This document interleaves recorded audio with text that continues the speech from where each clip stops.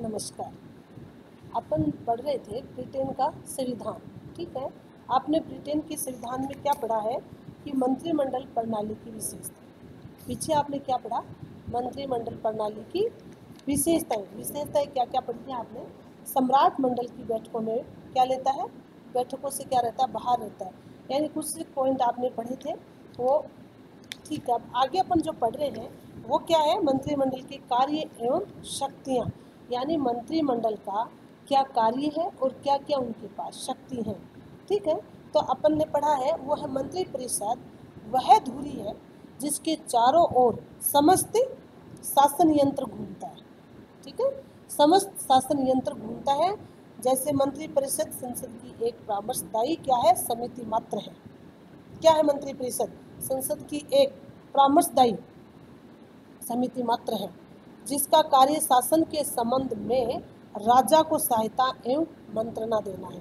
ठीक है, लेकिन अब क्या है कि अब परंपराओं ने उसकी क्या कर दी? स्थिति क्या कर दी? अनुकूल कर दी, परिवर्तन कर दिया। उसने परिवर्तन करके क्या किया? अब जो वास्तविक जो शक्ति थी, वास्तविक जो कार्यपालिका का रूप धारण कर लिया और राजतंत्र को लोकतंत्र होने से राजा को शक्तियाँ धीरे धीरे क्या कर दी? उसकी शक्तियाँ घट गई। ठीक है ना, राजा की शक्तियाँ क्या हो गई? घट गई धीरे धीरे, और वह मंत्री परिषद की बढ़ती गई। यानी राजा की जो शक्ति थी वो तो धीरे धीरे घटती गई और मंत्री परिषद की जो शक्तियाँ थी वो धीरे धीरे बढ़ती गई। अब मंत्रिमंडल ही शासन के समस्त कार्यों को संपादित करते हैं, यानी सारे जो भी कार्य हैं उनका संचालन कौन करता है? मंत्री परिषद के द्वारा ही किया जाता है। मंत्रिमंडल सरकार की नीति निर्धारित करती है। मंत्रिमंडल ही क्या करता है? सरकार के जो भी कार्य होते हैं, जो भी नीतियाँ होती हैं उनको निर्धारित करती हैं और संसद में विधेयक पेश करती है। ठीक है, संचालन भी करती है और संसद में क्या करती है? विधेयक भी पेश करती हैं। वार्षिक आय व्यय तैयार करना और इसी प्रकार शासन संबंधी अन्य सभी कार्य कौन करता है? मंत्री परिषद के द्वारा ही किया जाता है।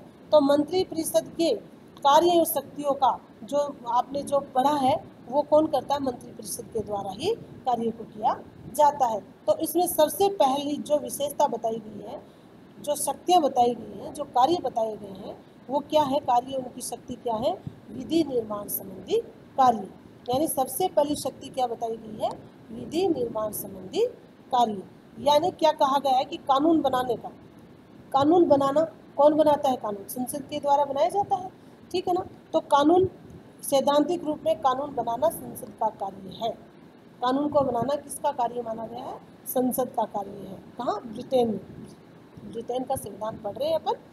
तथापि आजकल ये कार्य मंत्री परिषद द्वारा दे दिया गया है, यानी मंत्री परिषद को दे दिया गया है।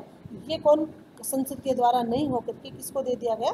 मंत्री परिषद को दे दिया गया है। लावेल के शब्दों में यह कहना विधि निर्माण का कार्य क्या है? यह कहना अतिशयोक्तिपूर्ण नहीं होगा कि वर्तमान समय में मंत्री परिषद ही संसद की मंत्रणा एवं सम्मति से क्या करता है? विधि निर्माण का कार्य करती है। कौन करती है? यहाँ पे किसका हुआ? मंत्री परिषद ही करती है। ठीक है, तो ये क्या है? ये मंत्री परिषद संसद को क्या करती है? संचालित और निर्देशित भी करती है। कौन करती है? पहले कौन किसके हाथ में था? संसद के हाथ में था। कानून बनाने का कार्य किसके हाथ में था? संसद के। लेकिन धीरे धीरे क्या हुआ? ये सारा मंत्री परिषद में ही सारी शक्तियां हैं वो निहित हो गई और मंत्री परिषद संसद को संचालित तथा निर्देशित करती है। वह संसद का नेतृत्व भी करती है। ठीक है, मंत्री परिषद ही यह निश्चित करती है कि संसद की बैठक कब बुलानी है और उसे कब स्थगित करनी है।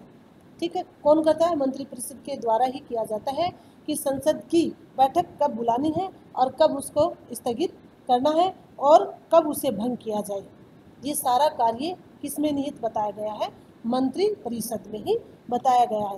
राजा का उद्घाटन भाषण जो तैयार होता है उसमें भी आगामी सत्र के लिए सरकार की सामान्य नीति और उसके कार्यक्रम के रूप में भी वही मंत्री परिषद के द्वारा ही कार्य किया जाता है। यद्यपि संसद का कोई भी सदस्य उसमें विधेयक रख सकता है। संसद का कोई भी सदस्य है वो क्या रख सकता है? विधेयक रख सकता है, लेकिन अधिकतर क्या है? ये मंत्रियों के द्वारा ही कार्य किया जाता है। ठीक है ना, ये मंत्रियों के द्वारा ही कार्य को किया जाता है। केवल उन्हीं विधेयकों के संसद द्वारा स्वीकृति पारित होने की संभावना रहती है जिन्हें मंत्रिपरिषद का समर्थन प्राप्त हो। जिन्हें मंत्रिपरिषद का समर्थन प्राप्त होता है वही क्या संसद द्वारा स्वीकृति को पारित करने की संभावना रखता है, निर्धारित रखता है। केवल उन्हीं विधेयकों के संसद द्वारा स्वीकृति या समस्त विधायी कार्यक्रम परिषद के द्वारा समस्त विधायी कार्यक्रम मंत्रिपरिषद द्वारा ही निर्धारित किया जाता है। किसके द्वारा किया जाता है? मंत्रिपरिषद के द्वारा किया जाता है। आपने इससे पहले पढ़ा है कि ये जो कार्य थे, ये संसद, ये जो विधि यानी कानून बनाने का जो कार्य था वो किसको था? संसद को था। लेकिन धीरे धीरे क्या हुआ, संसद को ये कार्यक्रम हटा दिया गया और ये किसको दे दिया गया? ये मंत्रिपरिषद को सारा कार्य दे दिया गया। इसमें क्या संसद की यदि बैठक बुलाई जाएगी या स्थगित की जाएगी या उसको भंग किया जाएगा, ये कार्य किसका है? ये मंत्रिपरिषद का ही कार्य बताया गया है। मंत्रिपरिषद, जिन्हें मंत्रिपरिषद का समर्थन प्राप्त हो। आधुनिक काल में संसद का समस्त विधायी कार्यक्रम मंत्रिपरिषद द्वारा ही निर्धारित किया जाता है। मंत्रिपरिषद के द्वारा ही निर्धारित किया जाता है। ठीक है, तो अपन ने क्या पढ़ा है? अपन ने सबसे पहला पढ़ा है विधि निर्माण संबंधी कार्य यानी शक्ति। सबसे पहली कानून बनाने की जो शक्तियाँ हैं वो किस में निहित बताई गई है? मंत्रिपरिषद में। ठीक है ना, मंत्रिपरिषद ही उनको लागू कर सकता है, मंत्रिपरिषद ही भंग कर सकता है। तो संसद के द्वारा जो भी शक्तियां हैं वो मंत्रिपरिषद में निहित बताई गई है। अगली जो आपकी शक्तियां हैं वो क्या है? कार्यपालिका संबंधी कार्य। ठीक है, कार्यपालिका संबंधी कार्य। मंत्रिपरिषद की वास्तविक जो कार्यपालिका है वह मंत्रिपरिषद आंतरिक तथा बाह्य दोनों क्षेत्र में शासन की नीति निर्धारित करता है।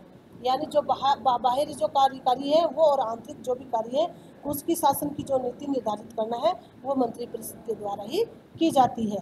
निस्संदेह उसका ये महत्वपूर्ण कर्तव्य है कि मंत्रिपरिषद विभिन्न विभागों की कार्यवाही में क्या करता है? सामंजस्य स्थापित करने का प्रयास करता है।